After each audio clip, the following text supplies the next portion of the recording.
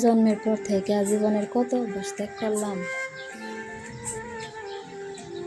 মায়ের গর্ভ থেকে জন্মের পরে সারাদিন শুধু কান্না করতাম। একটা সময় কান্না থামাইয়া চুপ হইয়া গেলাম। চিত হওয়া থেকে বসা শিখলাম, বসা থেকে হাঁটা শিখলাম।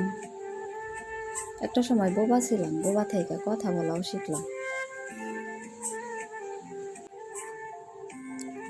মায়ের হাত ছাড়া কোনো খাবারই গলা দিয়া নামতো না। বাবার কোল ছাড়া তো চলতেই পারতাম না। যাও বা চলতাম বাবার আঙুল ধইরা, একটা সময় সেটাও ছেড়ে দিলাম।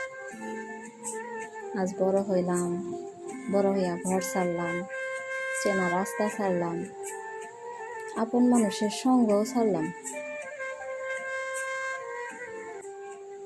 প্রিয় মাতৃভূমির মায়া ত্যাগ করলাম, গ্রাম ছাইরা শহরের মায়ায় ডুব দিলাম।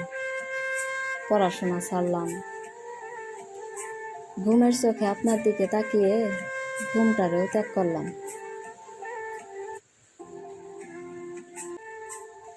শুধু আপনার অভ্যাসটাই সারি সারি কইরা আর ছাইরা হলো না।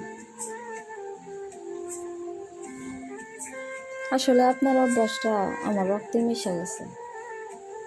আর শরীরের রক্ত ছাড়া কি মানুষ বাঁচে? আপনিই বলেন, বাঁচে না তো। তাই আপনি না হয় থেকেই যান, অন্তত আমার বেঁচে থাকার অবলম্বন হিসেবে। এক জীবনে আপনাকে ছাড়ার মায়া আমাকে মুক্তি দিল না, তবে দেখেন একদিন আমি আপনারে ছাড়া দিব। শুধু একটা ডাকের অপেক্ষায় আছি। আর যেই দিন ওই ডাকটা চলে আসবে, পৃথিবীর কোনো মায়াই আমার আটকাইতে পারবে না। সেদিন আপনি মুক্তি পাইবেন। চিন্তা করেন না, আমি আপনার অভিশাপ দিব না। কারণ কিছু সময় হইলেও আপনি আমারে ভালোবাসছিলেন, আর আমি আপনারে। আর ভালোবাসার মানুষে কখনো অভিশাপ দেওয়া যায় না।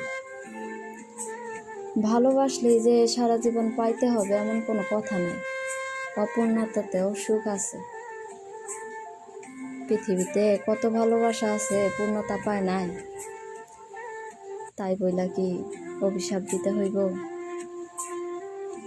আমি সবসময় আপনার জন্য দোয়া করব, পৃথিবীর সমস্ত সুখ যেন আপনার হয়, দুঃখ যেন আপনাকে স্পর্শও না করে। কারণ আমি আপনারে সবসময় সুখী দেখতে চাইছিলাম। আপনার সুখেই তো আমার সুখ।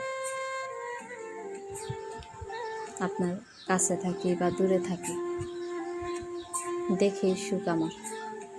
আপনি ভালো থাকবেন, আপনার জন্য সব সময় আমি দোয়া করব।